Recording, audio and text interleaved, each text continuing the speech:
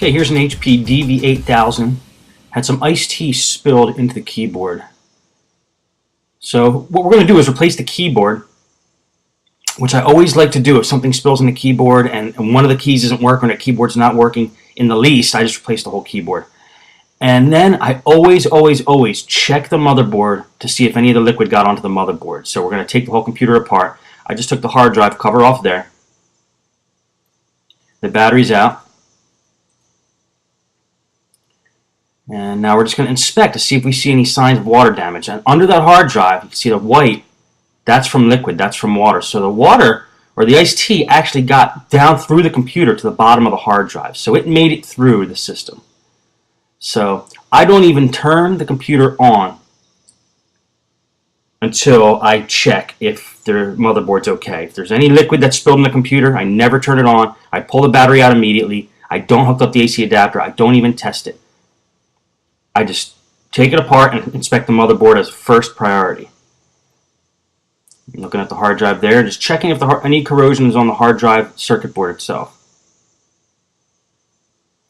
And I tell the customer too, I say, look, I don't recommend turning this on. It may or may not work, but if you want to save the computer, let me take it apart and inspect the motherboard, make sure the motherboard's clean, there's no liquid still in there, and then we'll turn it on. So they understand that. And they're willing to pay for the diagnostic, even if the computer's fried. At least I'm giving it my best shot. So these hard drives are in here, and they're in a little docking bay, so you just got to find the right angle to pull them out.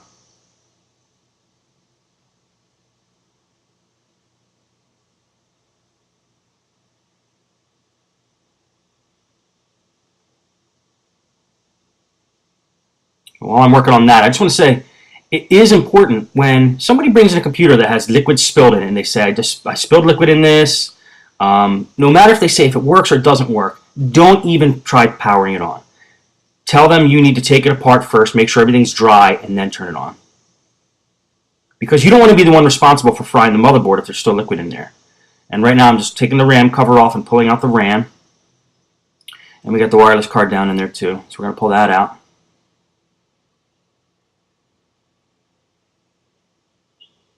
We want to get to the motherboard. We want to inspect the motherboard for any white spots, corrosion. That looks like all the components. Most of the components are coming out. There's the CD drive. Okay, now we're going to start unscrewing screws from the bottom cover.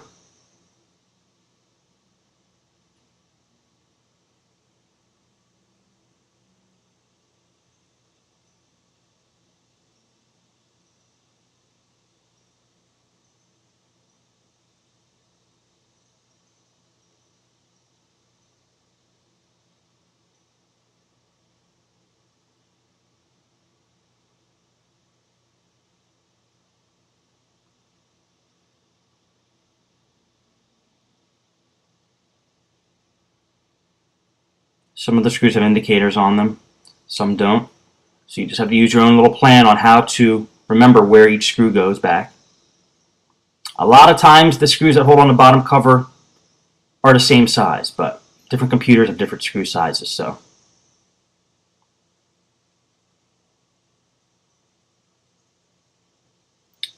and you can see on this computer there's some indicators. Those numbers next to each hole tells you what size screw goes in each hole.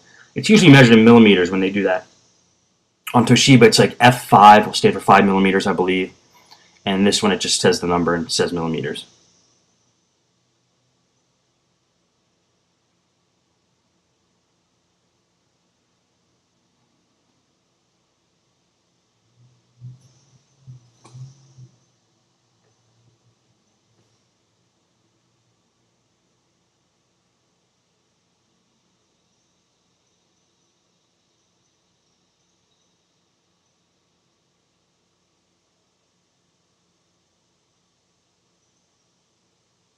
Okay, looks like that's all the screws. Let's flip it over now.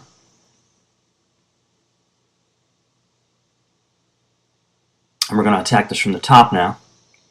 That hinge cover should come off, and that is how you get the keyboard off. On most systems. Let's see what happens on this system.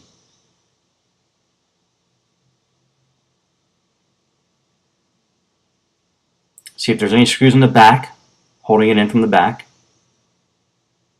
Nope.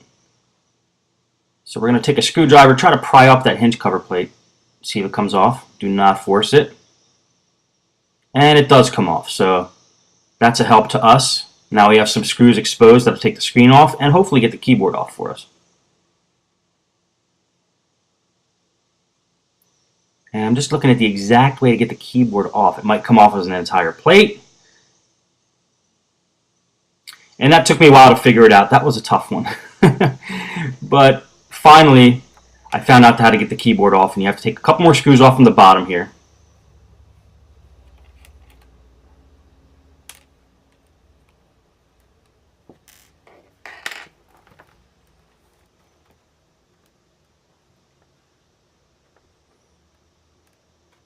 This is a bigger model. I believe it's a 17-inch, so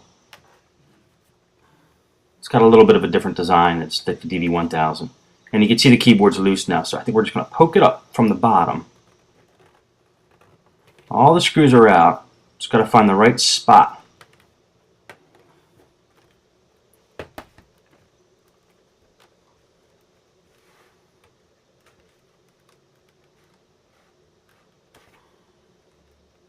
Just feeling along the edges in the bottom, see if there's any place to poke the keyboard up.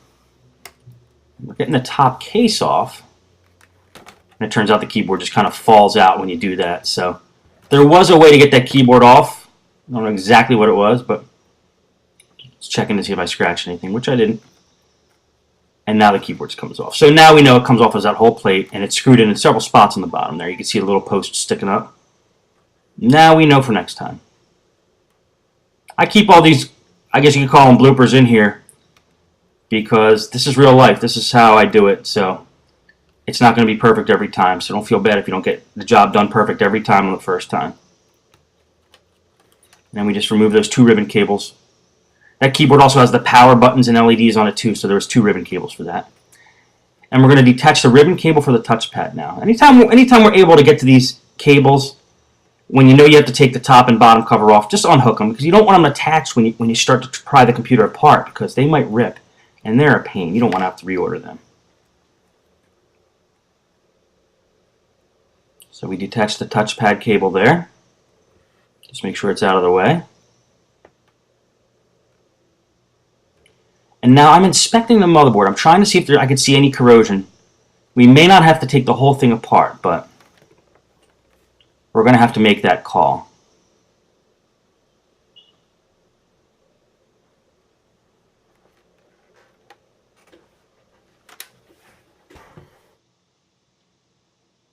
Now here's the keyboard. I'm going to show you real quick how we order the keyboard right in the middle of the video here. If you see where it says compact PN, that's compact model number, to PK13Z K3100. So I'm just going to type that exact model number into eBay and see what comes up. And we got 26 items. Like I said, I like to buy from the country that I'm in, so let's see what we got here. We're going to sort them by lowest price first. Since we have about 20 items, we have some selection. We could see if we get a good deal. This one at the top, 12 months warranty, ships from the USA, high E-Tech, is got tons of feedback, 99.3 positive feedback, so he seems like a trusted seller. He's from Brooklyn, New York. We're going to hit the buy it now, and that's the keyboard we're going to buy for this thing. Now we're going to install that a little later. But this keyboard is going to definitely be replaced. It's very tough when the keyboard gets something spilled in it. It's very tough to bring those keys back to life because the liquid seeps in between the layers of that keyboard, and it's like they're not meant to be taken apart. There's the different layers like that. So.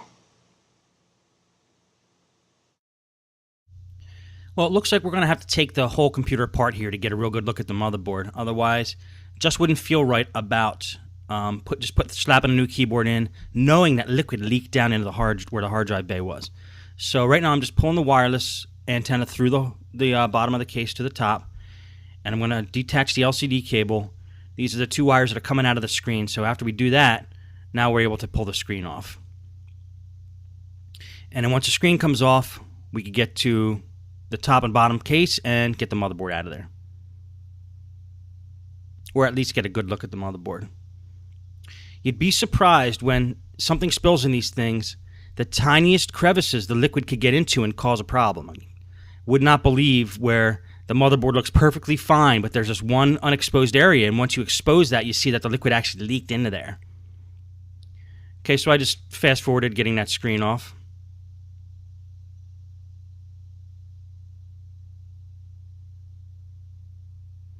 There was these 1, 2, 3, 4 screws on each side. Just wanted to show you there real quick.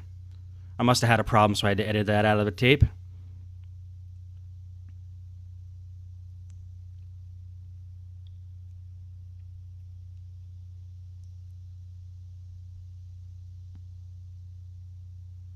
And now we're just going to take screws out of the top part of the case that are holding the top part of the case to the bottom case.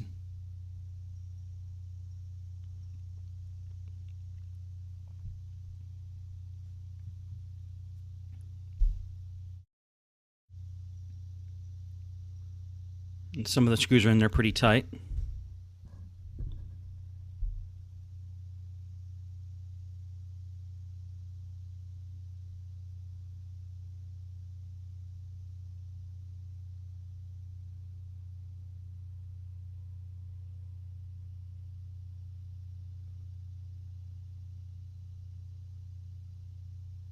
Just look for any screw that could be holding the two parts of the case together.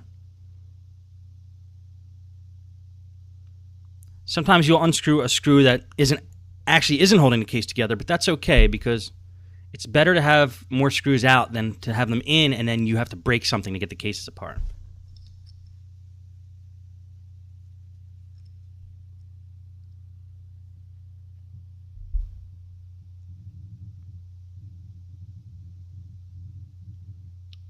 And it looks like all the screws.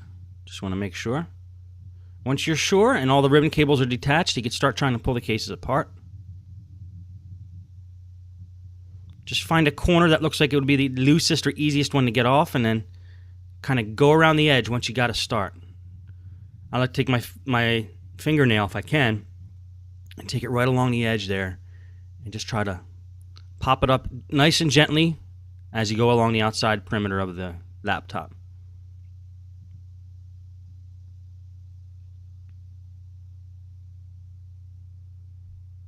And remember, if it feels like you have to force something, there's probably a screw or something holding it in. There we go. That wasn't too bad. Now we got a nice, good look at the motherboard.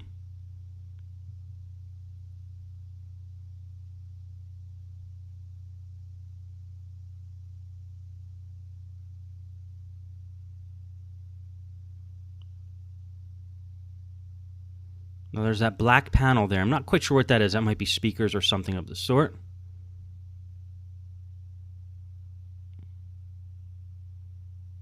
Also, if you see the black sticky tape on top of the motherboard, it's also a good idea to look under parts of that too for corrosion when you're trying to determine whether liquid got onto a motherboard and did some damage. Water seeps into the craziest of places.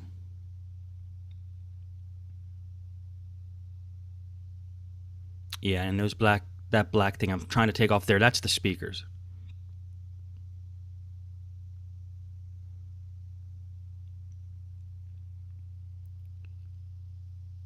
Just going to hit it with some compressed air. Any place you see some dust or dirt, clean it up while you have the chance here. Speakers tend to get a lot of stuff in them because they're exposed to the outside through, the speaker grate. So things fall in through the holes for the speaker and land in the speaker.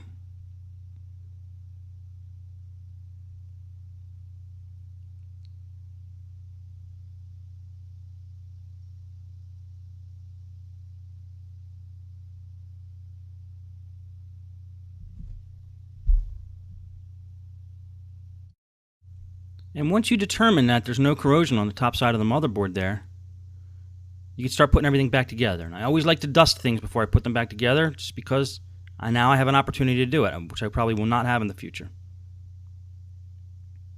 So make sure everything's fastened down properly and start putting it back together. Now, what I was doing as I was bending that black piece back, a couple minutes ago, is I was looking at the underside of the motherboard as well. It turns out I didn't really have to take the whole motherboard out. I was able to see under the motherboard, and I inspected it that way. And there didn't appear to be any corrosion on the underside, so I think we're okay. Now again, this is just a precaution. The customer only said that some keys weren't working, but whenever they tell me they spilled something in the machine, this is what I like to do. It's better to be safe and better to make sure the motherboard's clean. This way the computer actually lasts. It might only run for a month if there still is liquid down there.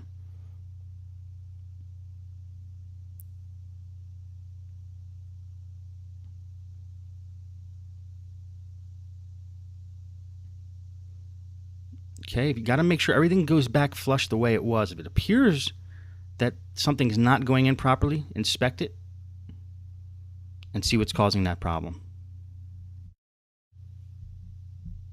Okay, looks like we got it handled there. So we're going to start screwing the screws back in the machine.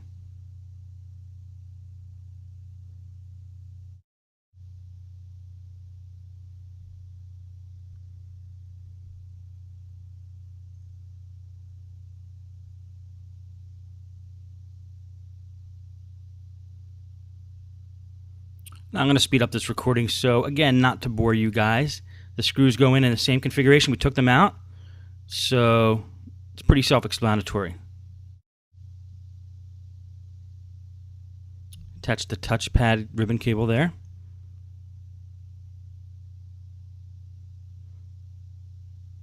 Let's get the rest of the screws back in.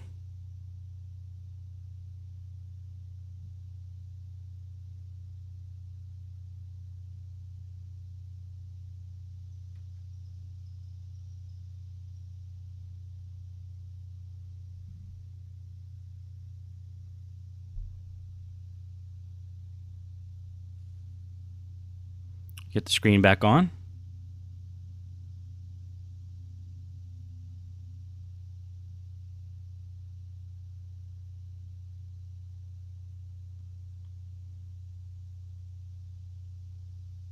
The LCD cable. Now it's time to get the screws in on the bottom.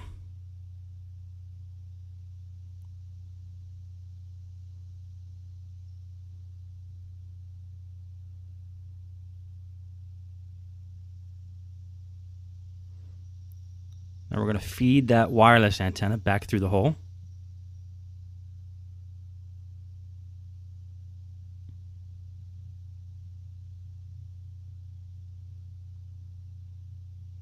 Now reattach the keyboard, mount the keyboard, snap it in, make sure that's screwed in properly.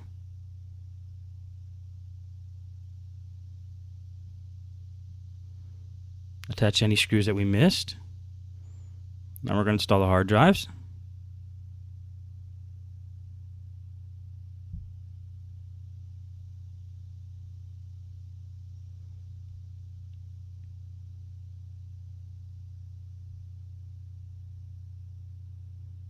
Put the cover back on, screw that on, make sure everything is flush.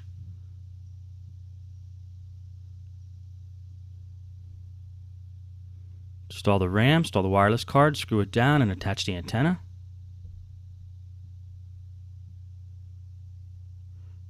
Put that hinge cover plate back on.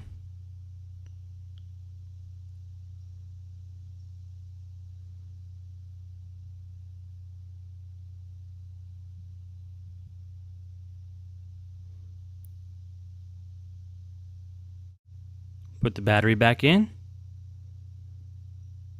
Now we're back to normal speed. I'm going to attach the AC adapter, power this on, see what happens.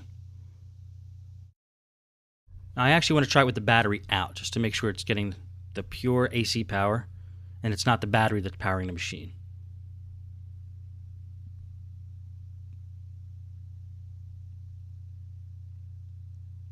And it's lighting up, it's powering on.